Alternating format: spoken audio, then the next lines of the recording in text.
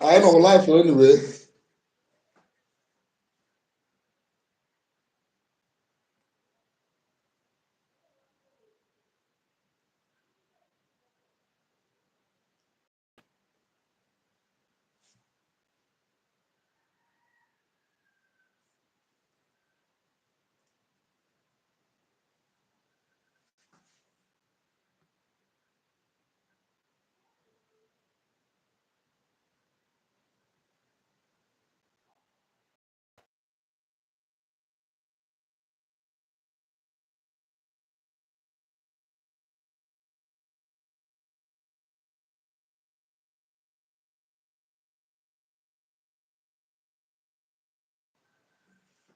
Sorry for the few seconds delay.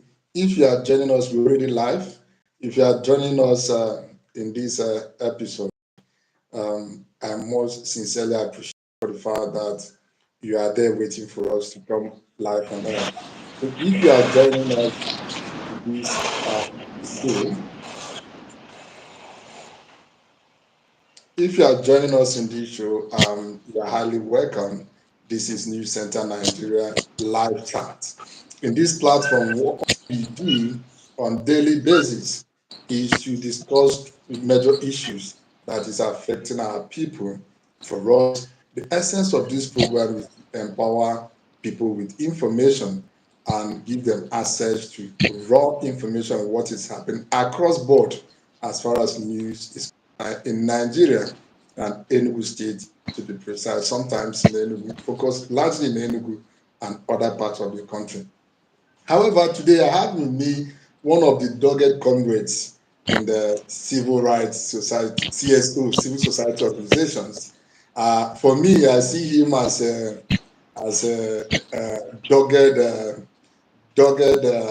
what will I call it now?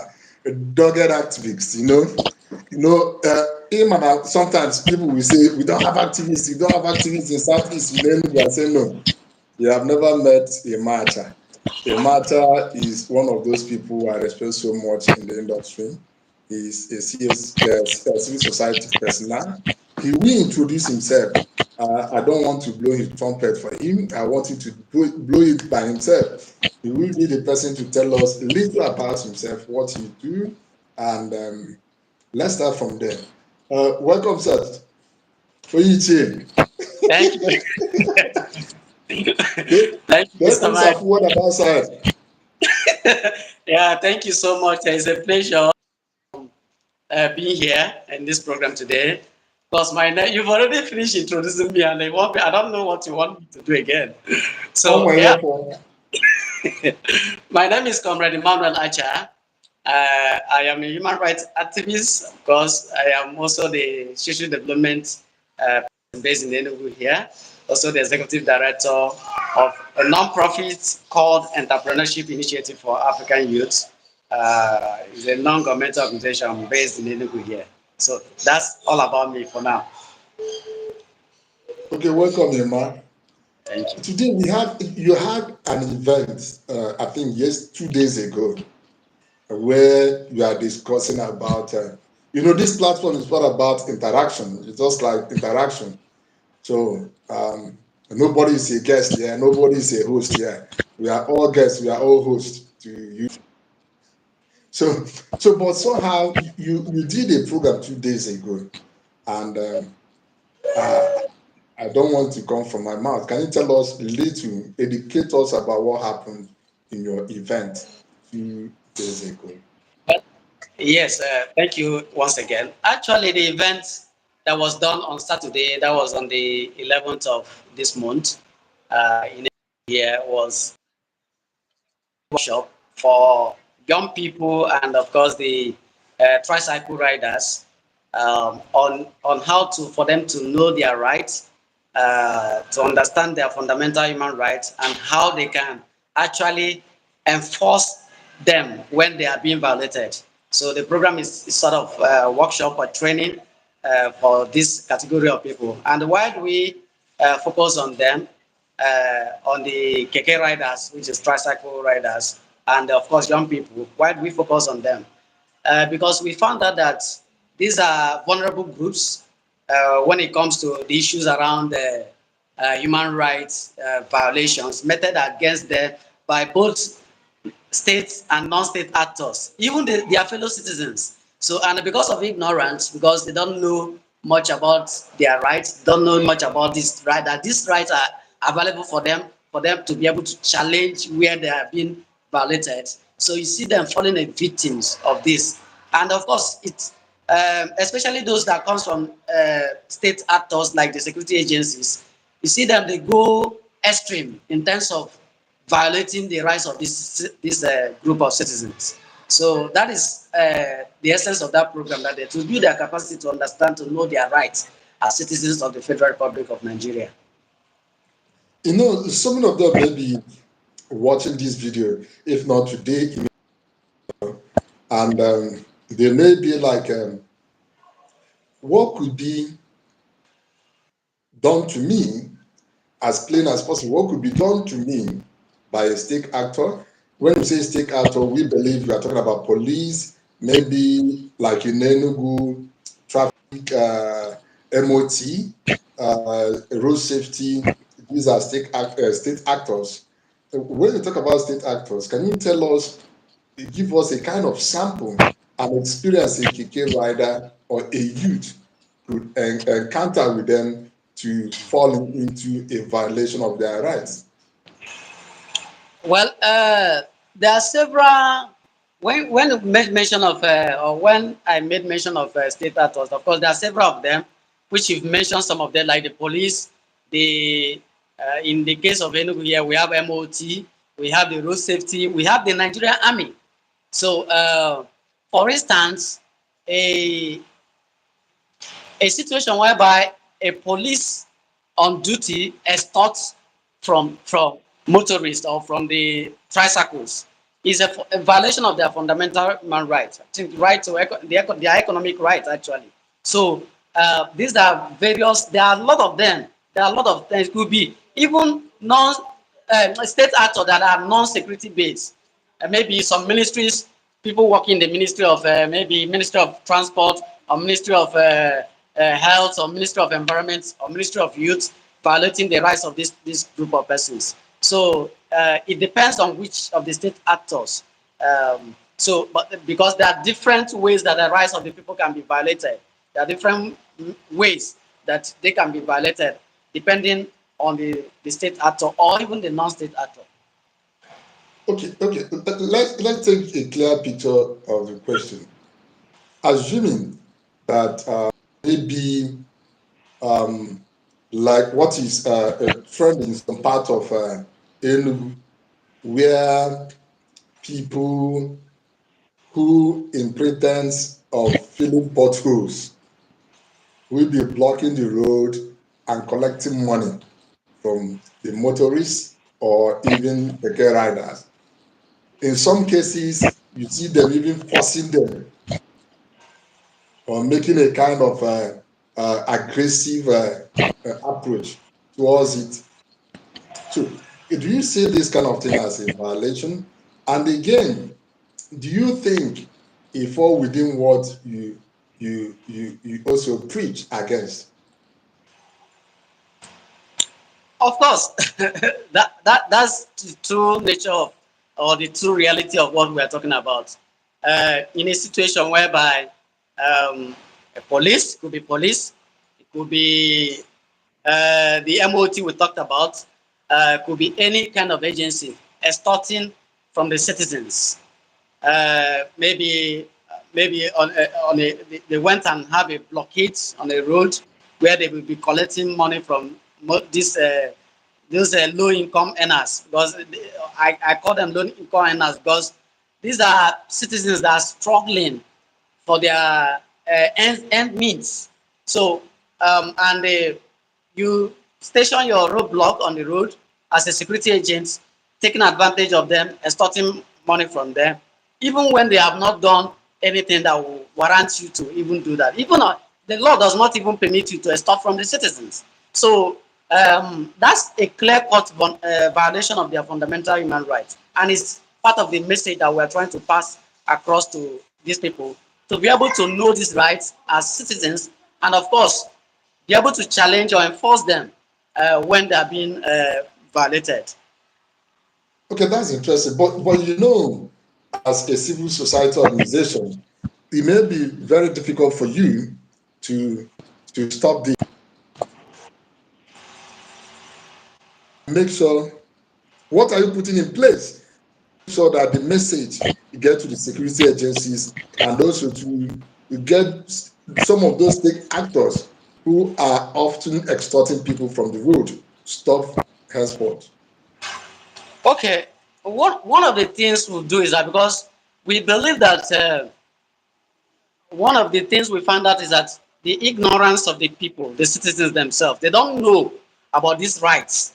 So one of the things we are doing is to sensitize the people to be to for them to be able to build their capacity to be able to resist these violations by this, because when you empower people on what they need to do, I think they can even fight for themselves.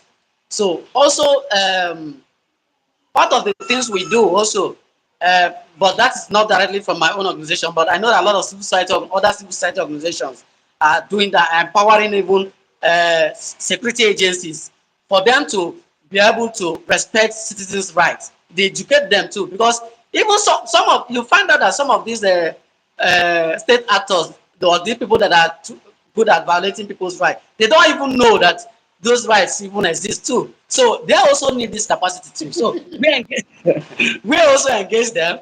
We also engage them to be able to understand that actually these are the rights, that the inalienable rights of the citizens, and you as a security agent whose responsibility is to protect the citizens and their property, you're supposed to do that within the ambit of the law, within in the respect of their fundamental human rights. So those are the kind of messages, those are the kind of capacity building or sensitization workshop we do for different categories of players in the human rights sector. And of course, uh, just last for that past event we organized on Saturday, we launched a human rights desk in our office here, where people can report cases of human rights violations and abuse in the experience. You report it there, then we can scale that up to our partners, to our lawyers, to our other partners that are interested in ensuring that the rights of the people are being protected. Now looking at um, how and where these things are, you talked about roadblock. In your own calculation, do you see the roadblocks in Enugu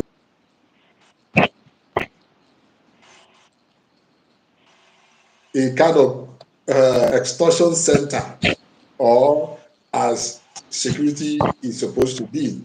Do you think it's more of a business enterprise where people are extorted than the security is supposed to provide?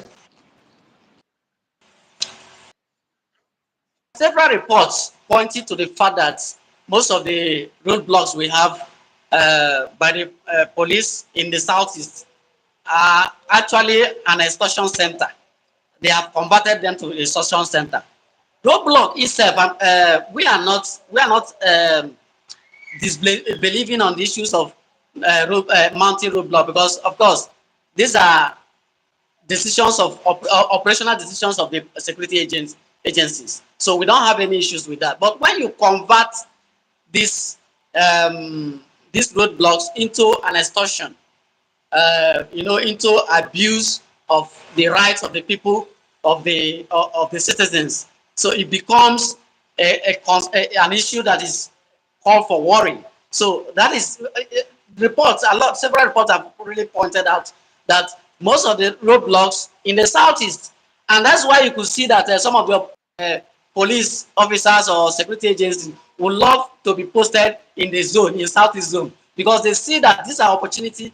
Once you are posted here, they see that because people don't speak up, people don't resist all these things, they see that it's an opportunity to extort from them and all that. So, and that is what we don't, as civil society, as human rights activists, we don't want that to really, we don't encourage that at all in our environment. Now, I want to ask this question. You know, one of the problems people do have is the repercussion of the crime they are committing.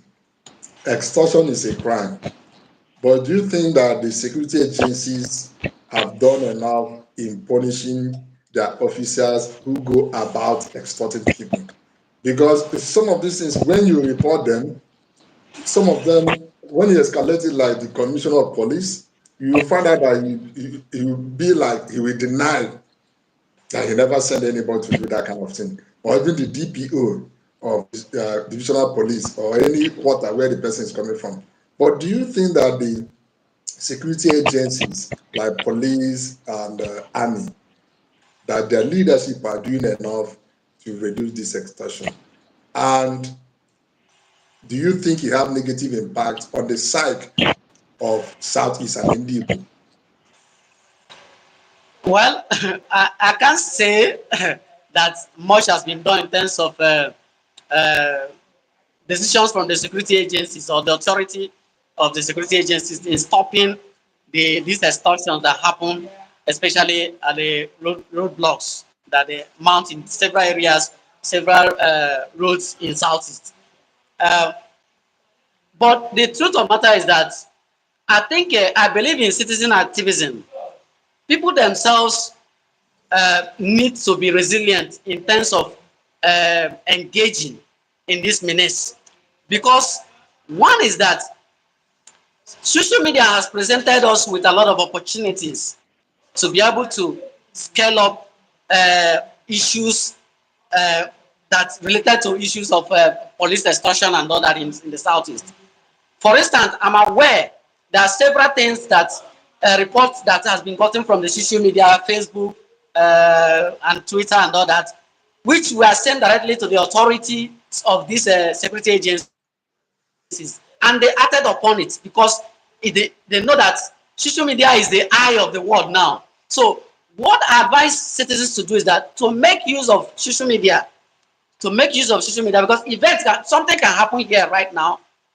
You you upload just like what we are doing now, this interview going on, which can be seen by anyone from the world, and maybe it can be an inspiration to someone else to take action over something regards to what he or she is facing and all that. So in as much as the security authorities have not done enough to curtail these excesses of extortions in the zone, I believe that citizens can take this as an opportunity of making use of the social media to be able to escalate issues that they are having with respect to extortion in the zone. That's an interesting one. But do you think if I may ask you, what could be the first thing I should do if I felt extorted? Well, first of all, you have to identify the extortionist. For instance, maybe it's coming from the police personnel. So what you should do is that the police and other agencies have set up a complaint response unit. Like in the police case, they have I think a CRU, like police complaint response unit. So you should be able to file this report to them, get their contacts and file this report to them. Alternatively, we have other agencies too. We have the National Human Rights Commission, which you can also report these cases to. It's a crime. It's a violation of fundamental human rights. Then we also have, like I also made mention of our organization that just launched their human rights help desk. So you can also report to us. You can also report to several. We have Clean Foundation. We have the Spaces for Change, which is based in Lagos. We have several, which are also our partners. Several other organizations too that engages on issues around human rights violations and others. Now, now, if you are coming to Enugu, maybe for the first time, Christmas is around the corner. Maybe you have your kids outside the country, and after visiting the southeast and you are going back, the first thing your child learned was rota. How will you feel about it? How will you feel about it? Well, that that is the consequences of the of bad society. Actually, let me use that word. Is the consequences of bad society. The child is actually based on thing that what the observation that he has seen while visiting here. Possibly, maybe in that abroad where he or she is coming from, is not he has never encountered such kind of strange thing. So he came here and saw this kind of thing. So for him, it looks so strange.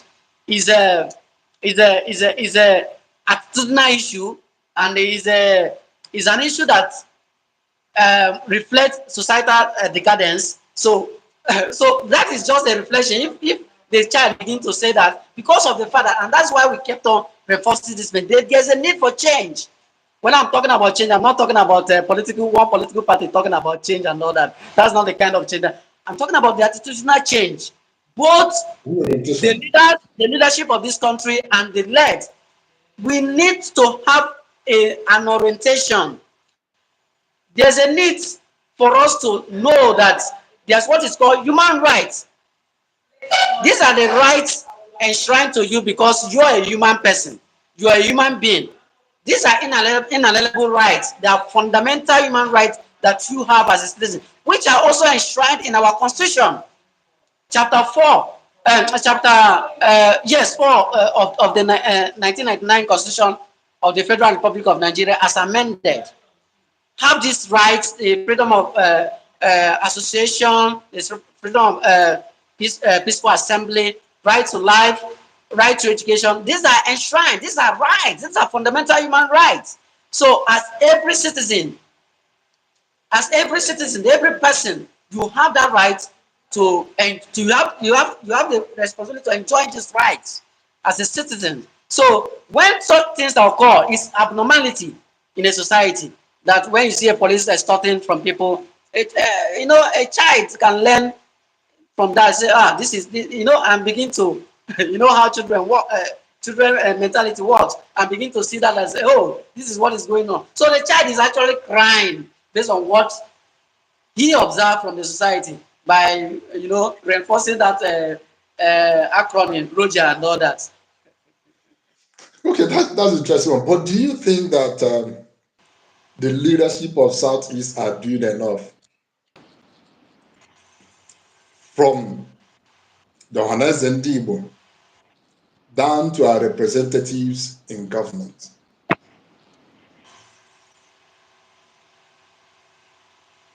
Well, the leadership of the South is, um,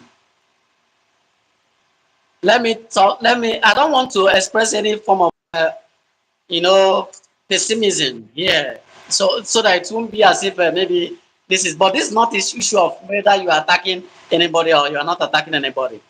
But let's just be sincere in this. We are talking about the human society of the Igbo land. I'm not sure that the leadership of this region is doing enough in terms of course, ensuring that dividends of democracy is being delivered to their people. And also, even we are in this perspective, we are talking about human rights. Even so, in the defense of or protection of the rights of their people, of the Igbo people. So, why am I saying right from the even from the echelon of the Ohanes and the Igbo down to the governors, to what they call it, to the local government chairman, to the councillors and all that. They are not doing enough. Because why am I saying this? If they are doing enough, okay, look at the state of the Igbo nation today. Look at the state of the zone today. All these things wouldn't have happened. So if they are doing whatever thing they are doing, they need to up their game in terms of defending the rights of our people. So I think that's what I can say, because if they are doing enough, but the impact of whatever thing they claim that they are doing is not reflecting on the society. in terms of the positive reflection of whatever thing they think that they are doing for the society in terms of leading us to that promised land that everybody is yearning for. So yes, I can't say that they are not doing anything, but whatever they are doing, they are not doing enough. So that is my position on that. Then, assuming they are doing enough, what kind of society are we ought to have? Well, we we want an egalitarian society, a society that that thrives on the principles of equality, on the principles of opportunities. Okay, look at what is happening among our young people, and that's why a lot of young people are being misled. Unemployment everywhere. The society is not thriving. The economic is getting down, and unemployment is increasing. Drugs addictions. Our young people have been resorted to drug addicts. They have become drug addicts, and so many other things that are really, really not actually the right values that we should be cherishing as Igbo nation. So there are a lot of things. They should be able to defend the rights of their people. They should be courageous, and I know that leadership is not an easy thing, but a good leader is a courageous leader that is ready to fight for their people. Look at our own development. I know that our people are very resilient. All you need is just to put the basics. If you put the basic, we are the citizen-led development. That is what the kind of people we are.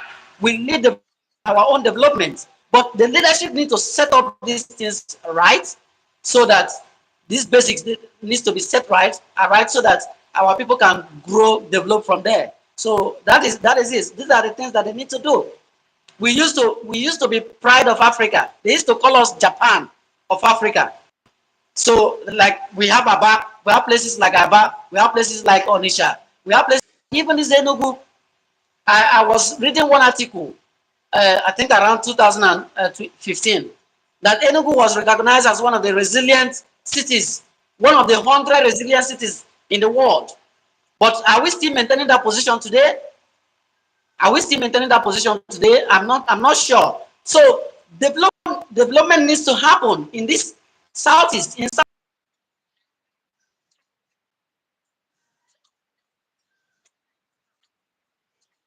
So not a society whereby you see tax has taken over everywhere. You see disputes, people on a very endemic level. So those are the things that we need to see progress. We need to see a progressive society in Igbo lands. So that's my take on this.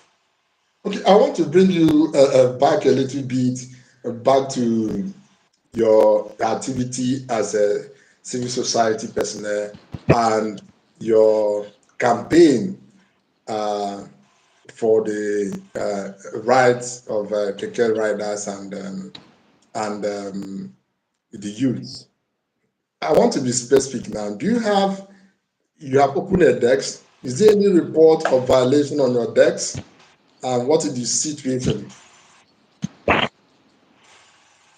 Well, we just opened a desk, and we've not had fresh reports that have been reported to the center um, since we opened the desk. But of course, we've been on these issues around um, uh, uh, defending the rights of the people, and of course advocating for their rights and all that, and of course escalating reports. What we've done in the past is helping to escalate several reports of human rights abuses meted on several people to our partners. That's what we've been doing previously and all that, because we didn't have this help desk, but now that we have the help desk, I think we can now be working directly on these reports, sharing that, of course, with our partners too, to be able to sort them out and all that. So, but in the past, what we've been doing is referral. We refer whether the issue is on the issues around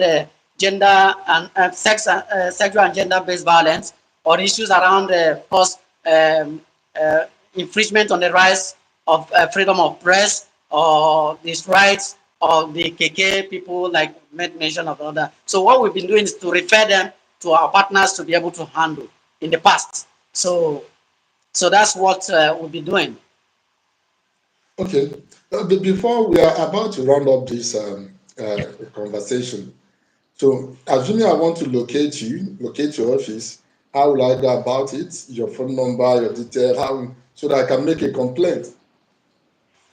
Okay, actually, the office address of Ife Africa, we are located at plot 8, Pocket Penox, along MNA or Old Airport Road.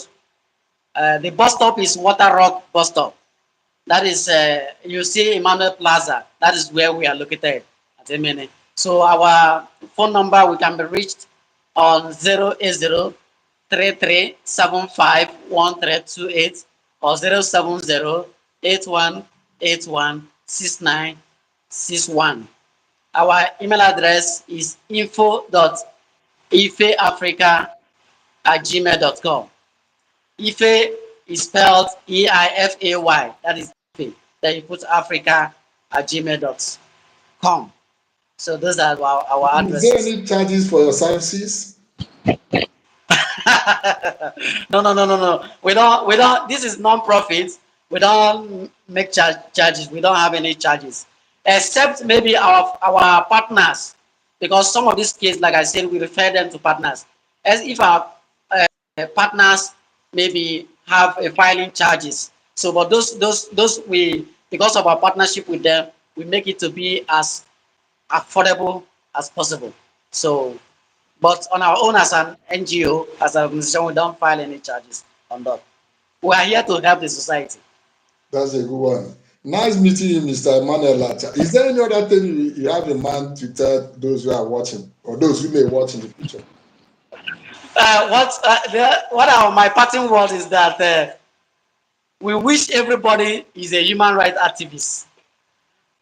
I didn't start as a human rights activist. I also started as a volunteer. I started out of my passion to see a better society. So everybody should be a human rights activist. Should be people that are working for a better society. So that from that you can be able to enforce your rights when your rights are being challenged or abused. So these are my parting words. We wish everybody, we want our community to be large. We want human rights community to be large. We want the advocate to be large, especially in our southeast here. So we welcome everybody now who is willing to join us as a potential human rights activist Maybe advocate. I humbly apply. Thank you. You're welcome, sir. Okay, You're nice welcome. discussing with you, Mr. Emmanuel Acha. And I think Thank you. is quite interesting and well educative outing with you. And we hope that when we call you again to discuss on some certain issues that have in the human rights perspective, and as well as economic issues in the Southeast and Nigeria as well, even political, I believe you are politically sagacious. So we would appreciate having you again in the show. Thank you. Always, always. No wahala. Thank you, sir. Thank you. I appreciate it. Thank you.